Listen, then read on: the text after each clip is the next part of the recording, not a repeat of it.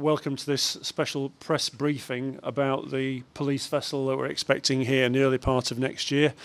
As you know, we issued a press release from our office last Thursday announcing that the contract had been awarded and the vessel is actually being built. So we thought this afternoon we'd take the opportunity just to tell you a bit more about the vessel and what happened into the run-up to the awarding of the contract and what's happening now in order to prepare for the vessel's arrival. I'm delighted we've been joined by the Acting Commissioner of Police, Charles Thompson. Commissioner of Police is himself, as we speak, now in Turkey looking at the vessel. I'm also joined by two members of the Police Marine Unit.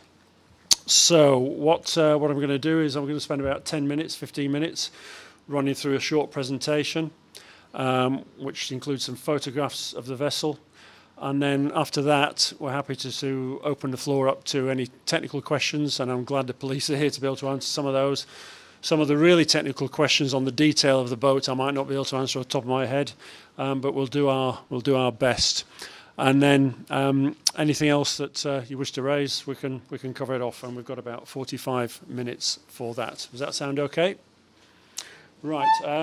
Well, firstly, ladies and gents, what you have in front of you is a technical drawing of the vessel, showing both ends, the side-on view and the top deck and the lower deck. So when I'm referring to photographs, I'll try and point out which bits of the boat they refer to. So I wanted to include that in the presentation, but I'm afraid it was a 4 megabyte attachment, which was difficult to email. So bearing that in mind. So firstly, some broad specifications. The vessel, the basic vessel, is nearly 23 meters long, so about 75 feet. With the extension of the rear platform to accommodate the rib, this is going to be more like 80 feet in total.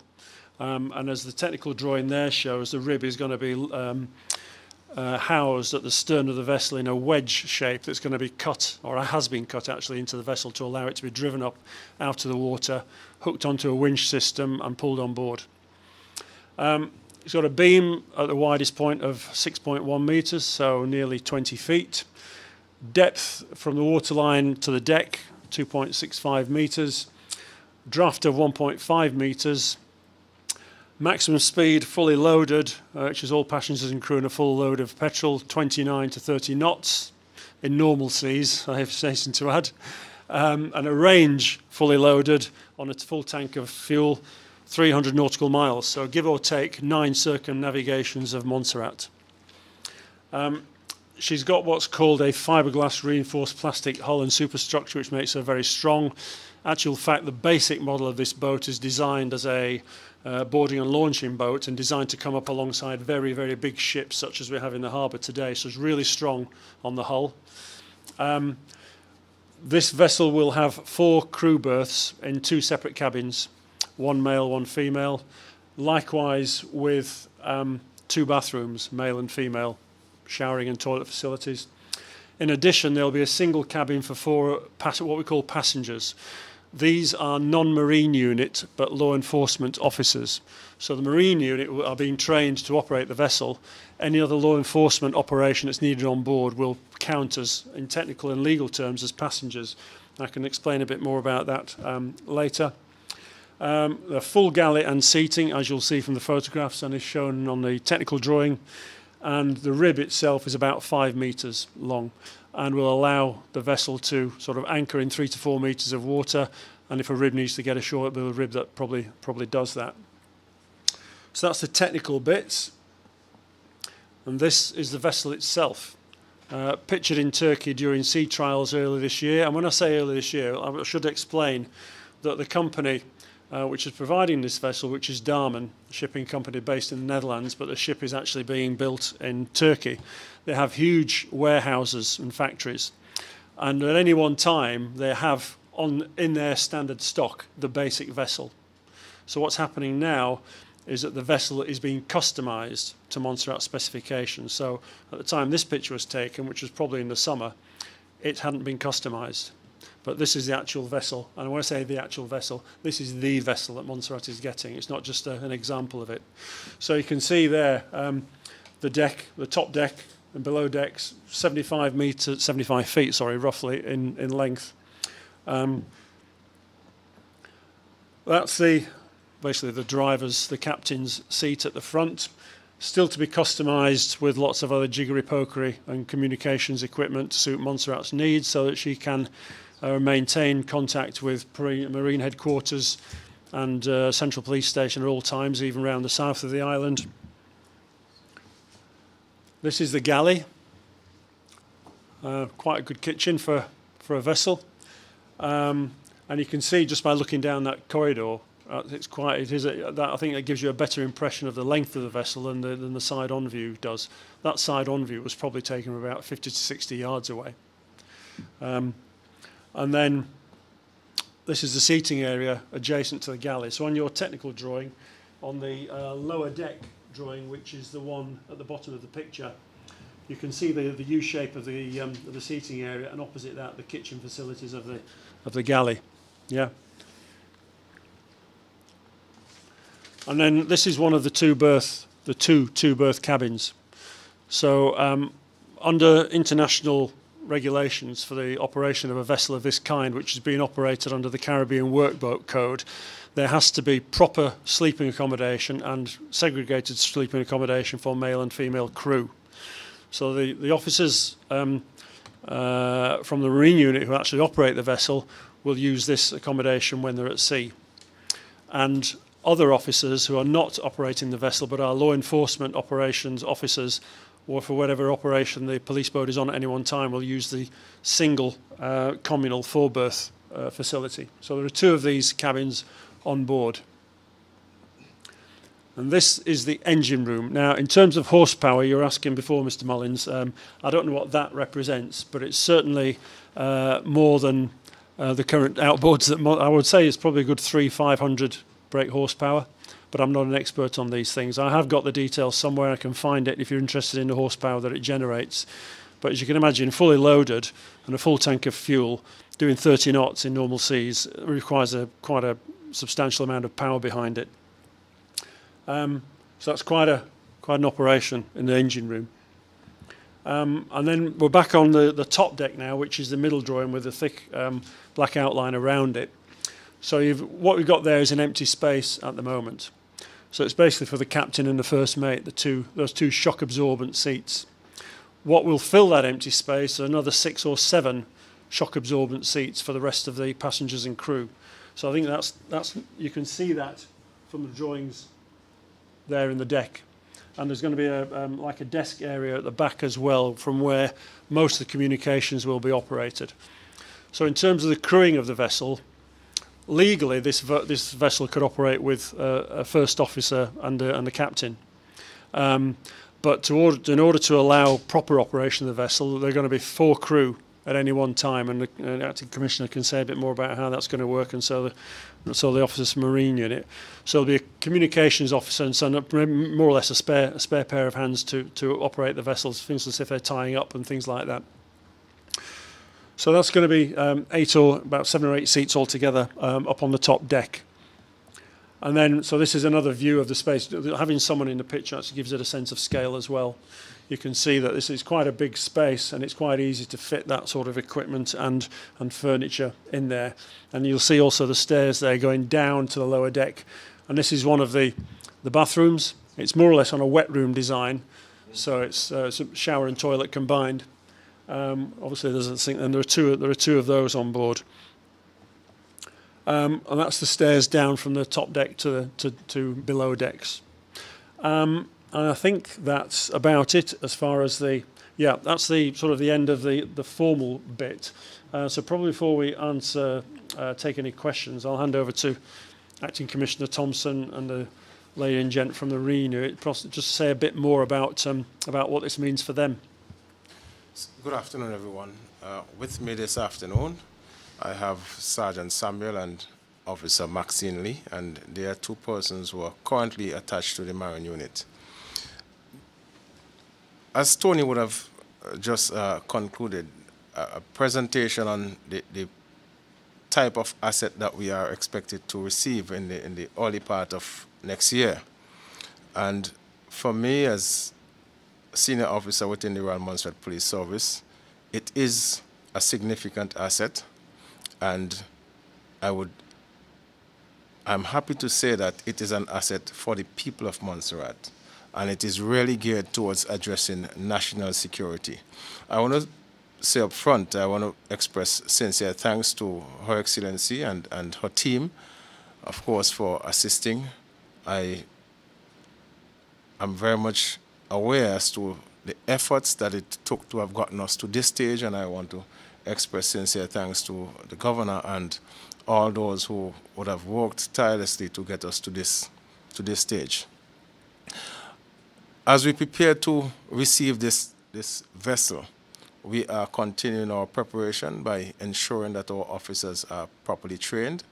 We are currently in discussions with other key stakeholders to assist us in making sure that our officers are trained to the level which they can quite capable handle this vessel, and of course provide the level of security and the level of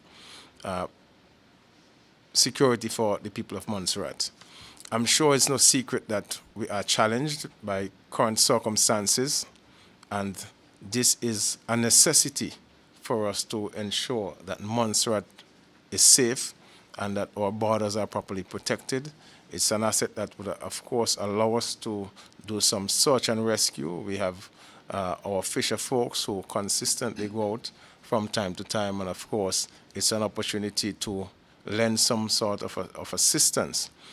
Not only our local fisher folks, but we have received a number of calls for vessels passing through and across our waters and requesting assistance.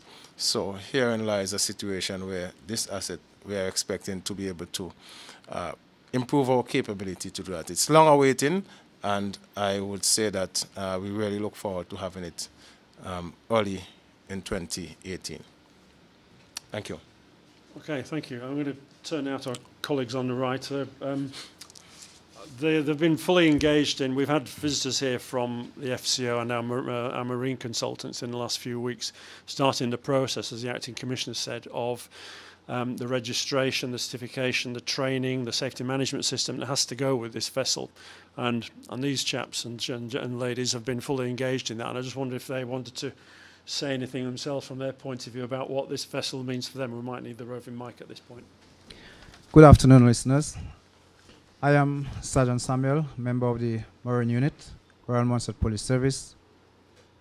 I must say that I am excited by the anticipated arrival of this new vessel. I know it's going to increase our capabilities very, very drastically. And not only for the Marine Unit, but we usually assist other agencies, to include the Fisheries Unit and MCRS. On several occasions, we've been assisting them. So therefore, this vessel is going to assist us very greatly. Yes, a vessel like this has to be maintained and has to be kept at a very, very high standard. And to do this, we have in place what we call safety management systems, which will be used to really grade us, or to monitor the vessel, the upkeep of the vessel, how well we maintain it. So all part of this system will be used to really keep the vessel on track. And I'm sure the contractors, Denim, while the vessel will still be under warranty, will also be looking forward to us properly maintaining the vessel. And let me just echo my sentiments. So thanks to the governor and her team, as echoed by my acting commissioner. Thank you very much. Good afternoon to the listeners. My name is Maxine Lee. For the persons who know that I work in the Marine Department only, so just a little here to let you know what my role is. My role is to fix the important part on the vessel, which is the engine. If the engine is not working, the boat can't work. So that is my role on the vessel. And just to add a few as to what the sergeant said, we we have a lot of responsibility as in the Marine unit on sea. We render our assistance to other agencies, yes, and that's only part of it.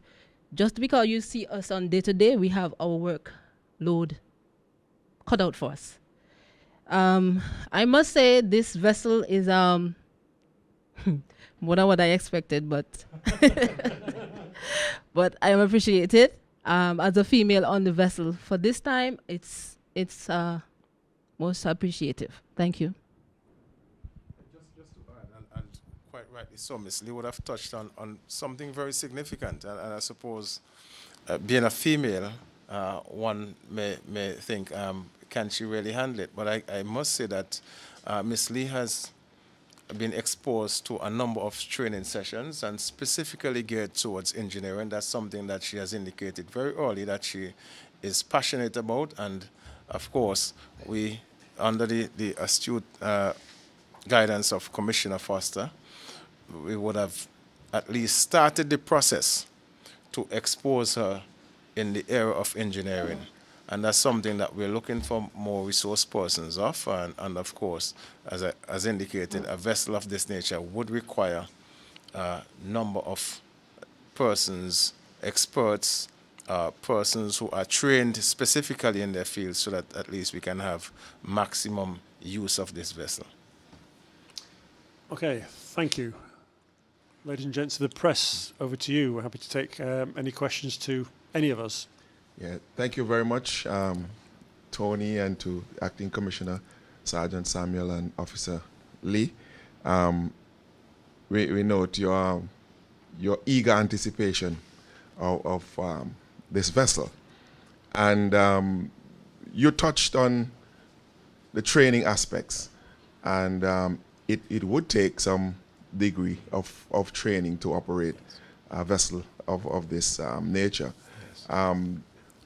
What are the specifications? I know that the officers might not have the experience of seeing what the vessel has, its capacity. How do you anticipate bringing them up to that level of training? I'm glad you asked that, James, because part of the agreement really is for the contractor to provide that in the early stages when the vessel gets here, so that at least we can have a proper orientation period. And apart from that is we would have been assisted by consultants who would have explained some of the needs in terms of training needs. And what we are actually working on as we speak is getting officers exposed to those specific training needs, so that when the vessel comes, it would be a relatively smooth transition of persons being able to work and be able to command this vessel quite adequately. I'll just add to that, James. Some of the marine units already have qualifications under the Royal Yachting Association, levels of seamanship, which were put in place, if you remember, back in about 2012 by the Regional Maritime Training Centre that was run by Mike Riley in the BVI. But because I mentioned earlier this vessel has to be considered under the Caribbean Workboat Code, that requires certain higher levels of seamanship than probably those initial certifications provided for. So they're currently going through that, or we'll be starting it very soon. And there's a Royal Yachting Association facility in Antigua, which is going to be doing most of the training. So there'll be all that preparatory training to bring them up to those levels of seamanship. But then, as the Acting Commissioner said, when the vessel gets here, there's a period of about 2 weeks where they actually get to know the vessel before they go in fully operational on it.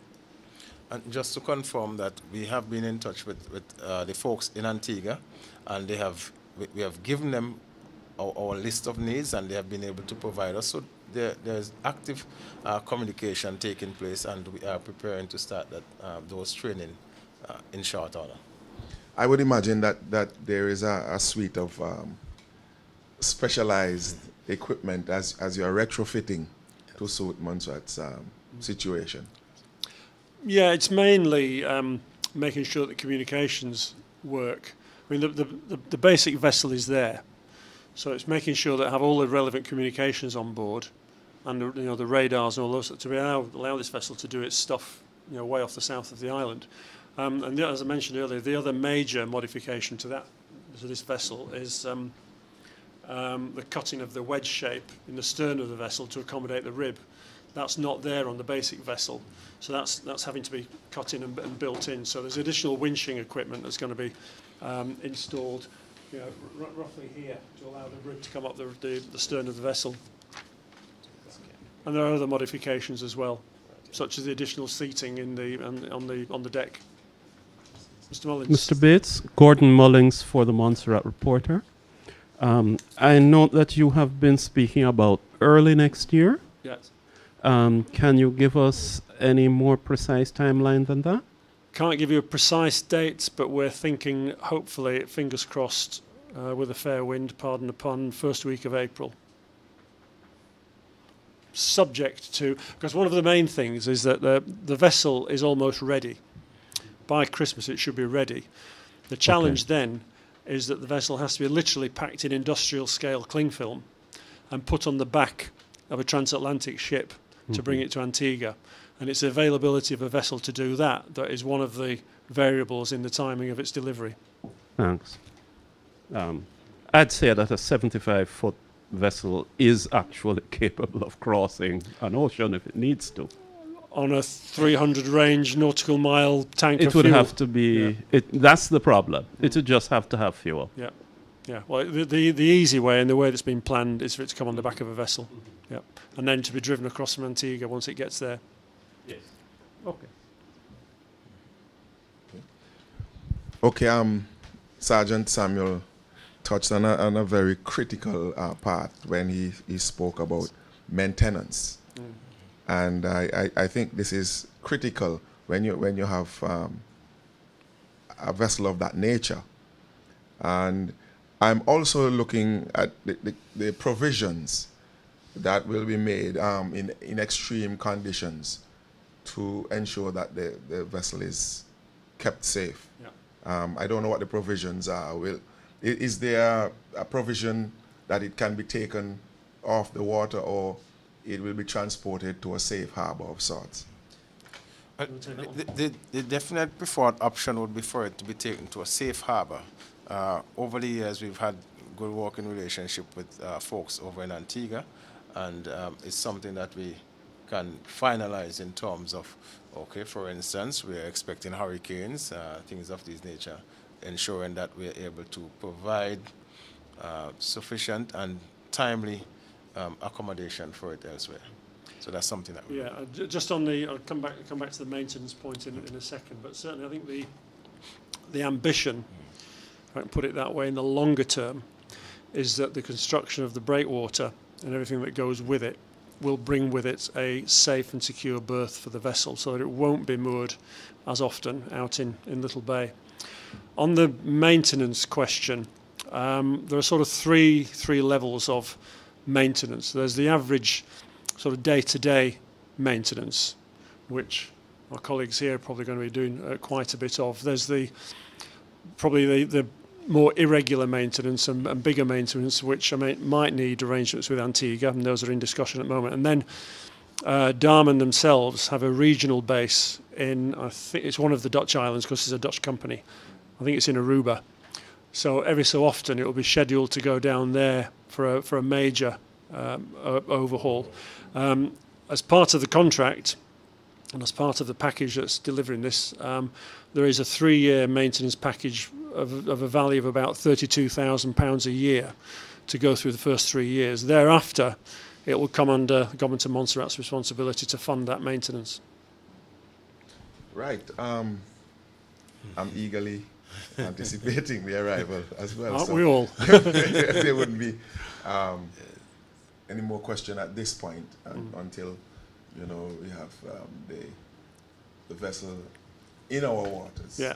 The other thing I want to take the opportunity to mention here is that we need a name for the vessel. And as we alluded to in the press release, we would like to run a competition for this, because this is a real game changer for Montserrat. And so we think the community, in terms of getting community ownership of the asset, which I think is important, as we've already said, we think the community would want to say in what the vessel's named. So we're going to be developing in the next couple of weeks a poll really to select a name for the vessel. My idea, although I'm really polled, taking views from others, is that we'll firstly invite the community to just send in a list of names. Then a panel yet to be identified will sit down and shortlist those names into in the most 5 or 6 sensible names, because you can imagine we might get some which are a little bit radical. And then we'll put that list out again to the public to select the final name. I've already seen a couple of suggestions online. I can't say whether they will make the list or not, but it's good to start that now, because one of the things we do have to do as part of the registration process is have a name for the vessel. I'm hoping that you have not thrown Shamrock out of the the window, because some people are gravitating towards that a lot. So I'm hoping that it will be on the list as well. I mean, throwing it into the mix. Yeah, Gordon. Can I hereby nominate MV Shamrock too? You may do so, but I think Esther and I, and probably Fiona as well, will talk about how we're going to do this. I guess this might be done best through social media or whatever, and we'll put a vote out through those channels and invite people to suggest it. Yes. Would this be run like a contest? Contest is probably not the right word, but certainly a public vote of some sort. So, as I say, first of all, the community suggests whatever names they think fit. Depending on how many names we get, whether it's 5 or 50, we will whittle that down to a short list and then put those names back out. And then the most popular one from that list will be chosen. Okay. Could we go back a little bit on the technical side? I'll try. Will this vessel, for example, be made provision for handling things like drug interdiction? I think, well, the Acting Commissioner will say, but I will say that that's its primary role, is the safety and the law enforcement of the island. Charles? Yes, it is. As I said, and obviously drug security, drug interdiction, those are part of our national security drive, our national security strategy. So it certainly falls well within that ambit. Yes, and in that context, I would assume it would therefore have relevant facilities, equipment, and ordnance. Yes. I won't go into the ordnance question, that's an operational security question, but let's just say that its primary role, as the Acting Commissioner said, is law enforcement and interdiction of illegal activity. So secondarily search and rescue, and then at a tertiary level, any other regional engagement that it can do with regional partners. In terms of what it's exactly going to be kitted out with, we can't go into too much detail, but certainly enough communications and detection equipment to address illegal activity in Montserrat's waters. Good. We'll need that. All right, that's it. Tony, back over to you. Well, thank you. Thank you very much. I hope we've generated further interest in the arrival of this vessel. Obviously, if there's any change to the delivery time, we'll keep you informed. And certainly when we get into the business of the naming of the vessel, we'll be putting more information out. But if anybody's got any questions or concerns, we'll try and answer them. But thank you very much for your time. Thank you all very much. Thank you, ladies and gents. Thank you.